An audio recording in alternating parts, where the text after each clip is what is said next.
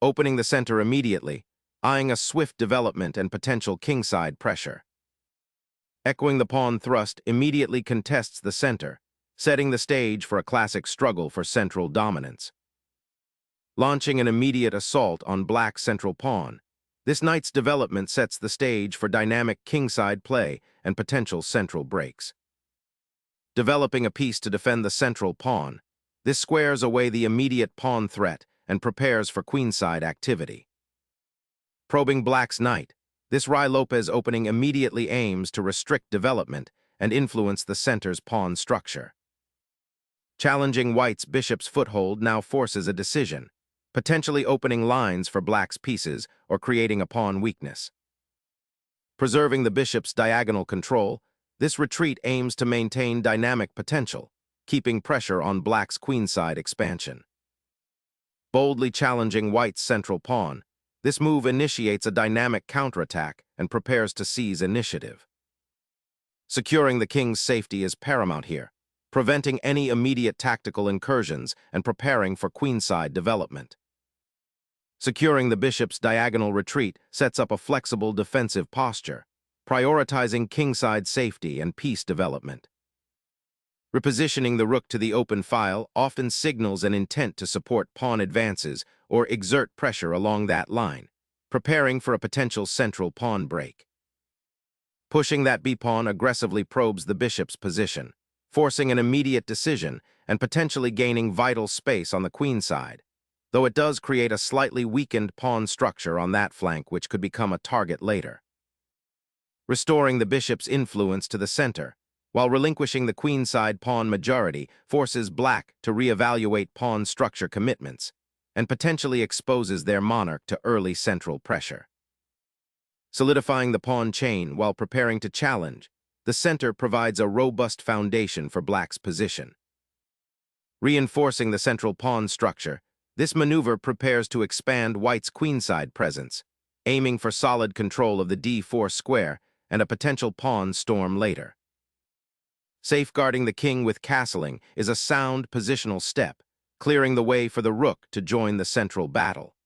This maneuver also prepares for potential pawn advancements on the queenside later in the game. Asserting a subtle pawn chain that might later support a central pawn push, this quiet maneuver also anticipates any potential knight or bishop incursions to g4, creating a defensive screen. Reconsidering the central squares, this retreat concedes important space and delays crucial piece development, potentially leaving the kingside less defended against white's encroaching pieces. Initiating central engagement, white boldly stakes a claim in the heart of the board, challenging black's pawn structure and aiming to disrupt its developing harmony. The knight's journey to d7 is a patient redistribution, reinforcing the center and preparing to support a potential c5 advance, aiming to undermine white's central pawn chain and challenge the bishop on b3. Unleashing the knight towards the kingside offers an immediate threat, aiming to disrupt black's seemingly solid structure with potential harassment and a desire to exploit any weakening around the monarch.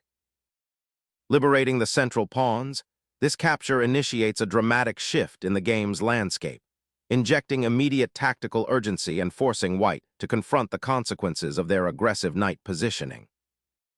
Reclaiming central space after black's pawn capture allows white to reassert influence on the d-file, a crucial open highway that often dictates the flow of battles in this Ruy-Lopez structure.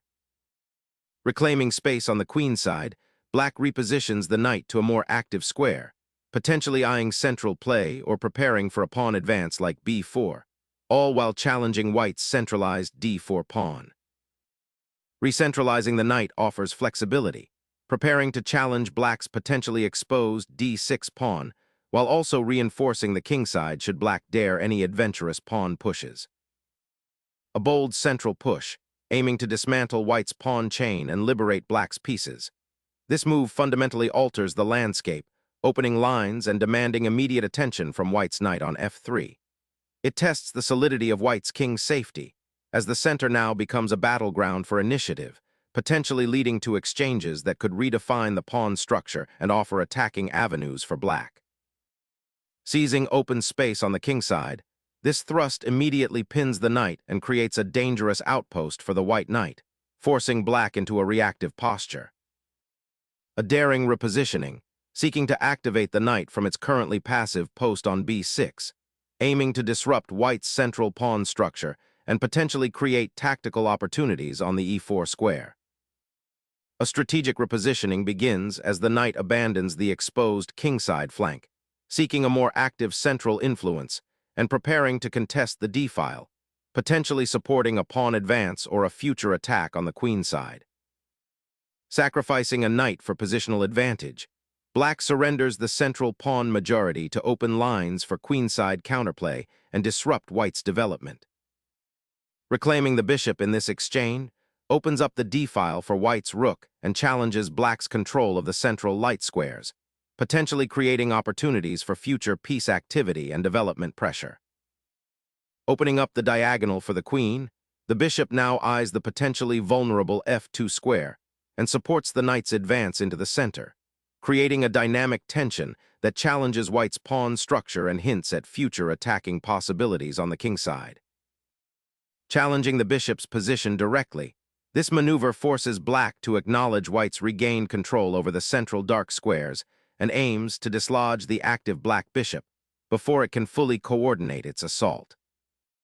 Exchanging the bishop for white's knight clarifies the pawn structure and frees the queen's diagonal, potentially enabling future kingside pressure. Instantly liberating the queen from its fianchettoed bishop's cover, this capture unifies white's central pawns and establishes a commanding presence on the c-file, eyeing the potential weakness on c7 should black's king ever become exposed there. Black's rooks now eye the central files, creating potential pressure along the c-file as the queens retreat from their direct confrontation. Solidifying the queenside pawn structure, a crucial defensive maneuver against black's centralized knight and looming queenside expansion. The knight embarks on a journey to the queenside, aiming to find a more active outpost or potentially support a pawn advance. Unleashing the pawn storm forward, 20. e6 creates an immediate sharp pivot, forcing black into a reactive posture. This aggressive pawn thrust disrupts the natural flow of black's pieces and potentially opens lines for white's major pieces towards the vulnerable king. Consider the implications. Is black's pawn structure now weakened, or does this create a tactical opportunity for a counterattack? The spatial advantage gained here might prove significant if black cannot adequately address the pressure. Embracing the open file presents a challenging gambit, forcing a reckoning with the newly exposed king.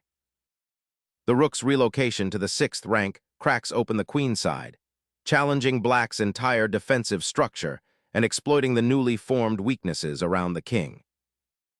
Unleashing a sharp pawn thrust to contest the open files, black aggressively challenges white's control and seeks to disrupt the pawn chain, creating immediate tension in the center.